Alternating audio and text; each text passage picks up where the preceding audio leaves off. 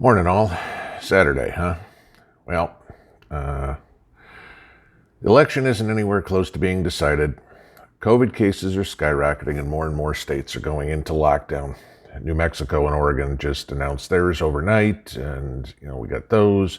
Food prices are going up. I mean, grocery prices have been up 5.6% between June of last year and June of this year. We've all seen some dramatic increases in some prices. I mean, beef is up over 25%, eggs are up over 12, potatoes up 13, tomatoes up 8. And yet here we are, living in our own little worlds. We're prepping, sure, but I guarantee you, you're still being indoctrinated even if you didn't know it. Okay? Let's start with the election. All right. The MSM has already anointed Biden the winner. We all know that. Okay. Some outlets, mostly foreign ones, aren't jumping to any conclusions yet.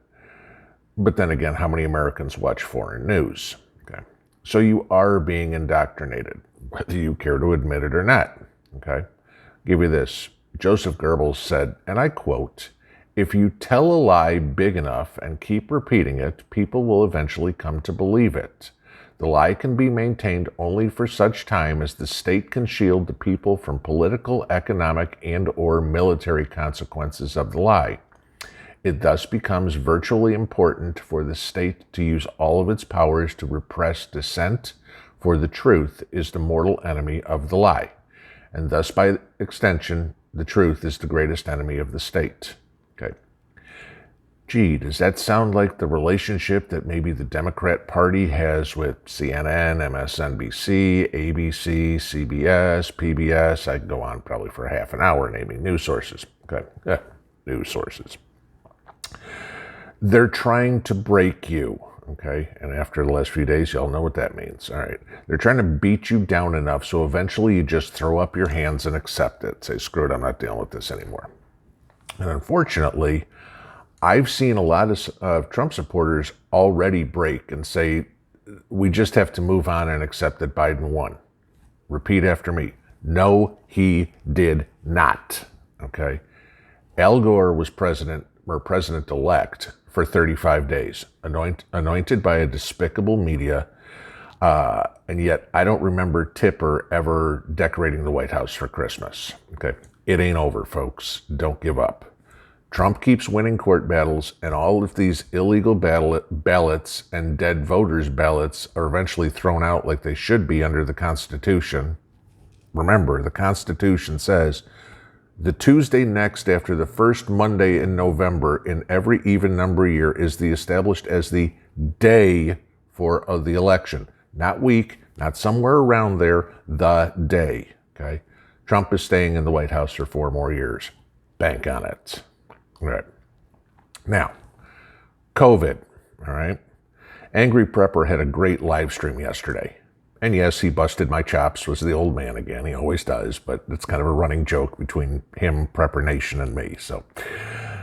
But he talked for a bit about the situation in New York with COVID and the lockdowns and the masks and the vaccine. Now, we've all heard that Pfizer's vaccine is 90% effective, right? Let me ask you this. If I had a gun pointed at you and I said I'm a lousy shot, so there's a 90% chance of me missing, would you tell me to pull the trigger? Okay. Here's another point about COVID that maybe you don't know. And thank you to Derek Gardner for sharing this article with me. Okay. The Veterans Administration, the VA, okay, who I and millions of other veterans get their medical care from. And for the record, I get great care from the VA now that, Trump is in office, okay? Before that, it wasn't so good. Trump fixed it. VA's got very good medical care now, okay? But the VA did a study, and it turns out you are 36% more likely to catch COVID if you get a flu shot than if you didn't. Okay, so if I'm more likely to get sick for getting a flu vaccine, which is what it is, okay, then why in the hell do you think I want a COVID vaccine?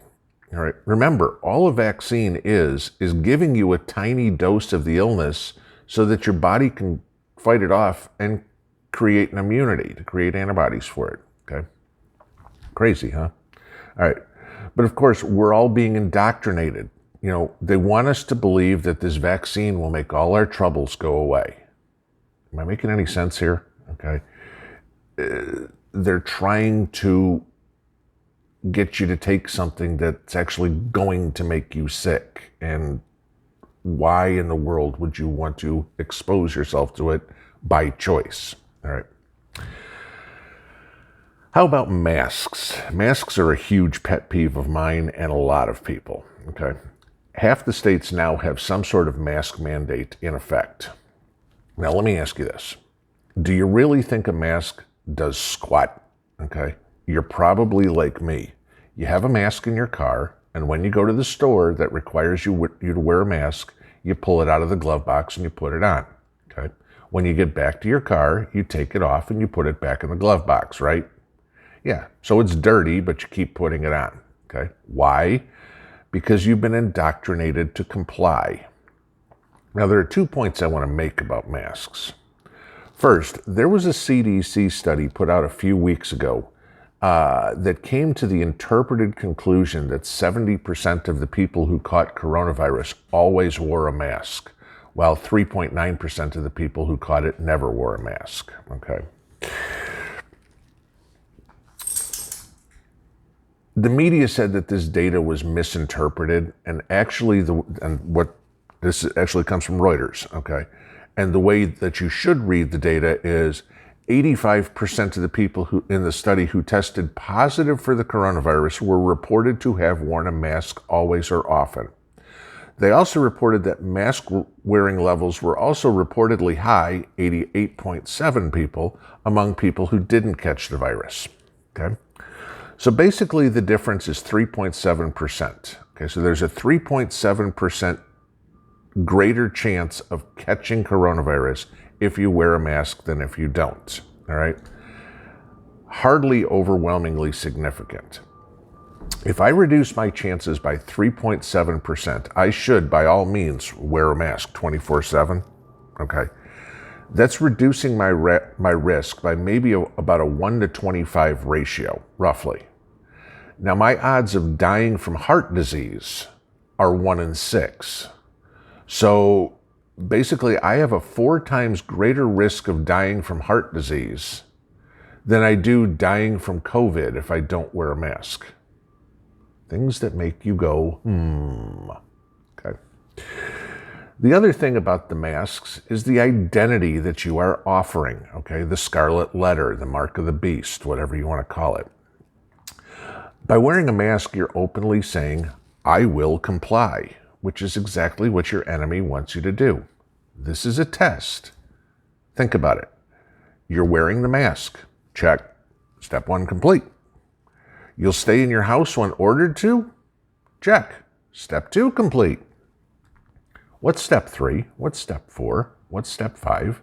What else are you going to be told to do that you will just comply to? Surrender your property? Surrender your liquid assets? Stand in a bread line? I mean, what else are you willing to do if you're willing to wear a mask, stay at home, do whatever the government tells you to do, okay? The only good thing I see in wearing a mask is it tells me who the sheep are. And if shit really does hit the fan, they're going to be the ones I need to watch out for the most. Okay.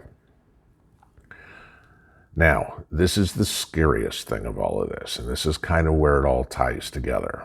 All right. Agenda 2030.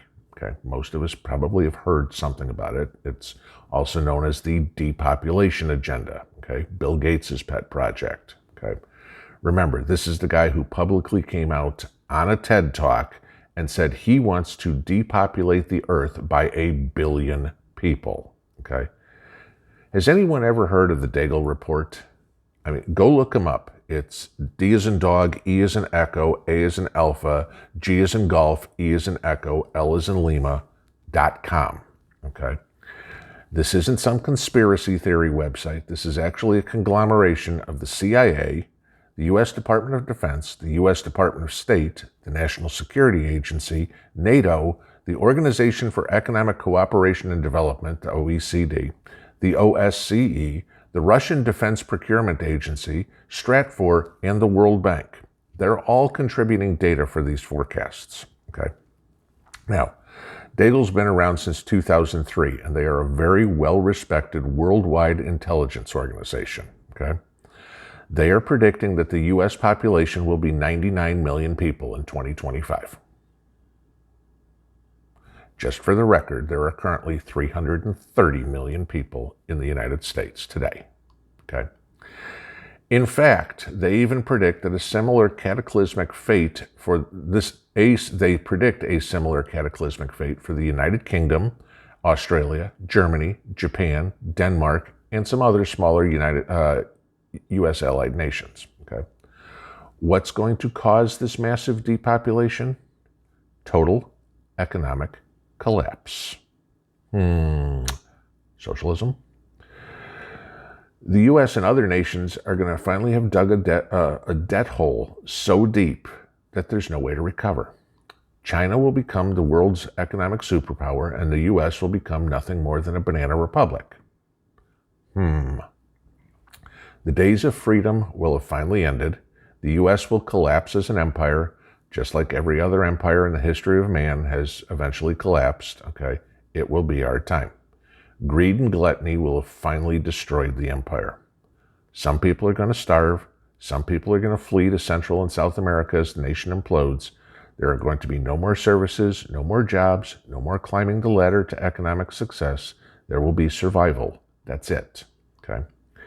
The powers that be are going to try to move everyone into a centralized location in a last-ditch effort to save the nation, but it's going to be a fool's errand. Okay.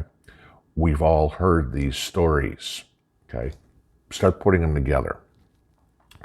Daigle specifically says, and I'm going to read this quote here, historically, a change in the economic paradigm has resulted in a death toll that is rarely highlighted by mainstream historians. When the transition from rural areas to large cities happened in Europe, many people unable to accept the new paradigm killed themselves. They killed themselves by a psychological factor. This is not mainstream, but it is true. A new crisis joins old, well-known patterns with new ones. Folks, this is why we have to prepare like we have never prepared before. We have to stand ready to fight for everything we believe in and be prepared to die for those beliefs. Okay? This is your future. This is your kids' future. There are a ton of patriots in this country, about 71 million by last count. But there's also an approximate equal number of sheep, all right? We're in grave danger of letting this country being taken over by sheep, all right? It's time to let the wolves out of the den. If Daigle is right, and based on the current events going on in this country, the election, the pandemic response, the Federal Reserve response, they sure seem to be headed in the right direction, okay? The next 5 years may be your last 5 years, unless you're ready for it. In heart, in mind, in body, and soul, okay? Stack it deep, guys, deeper than you ever thought you were going to need to. Your very survival will, not may, will depend on it. Pinball out.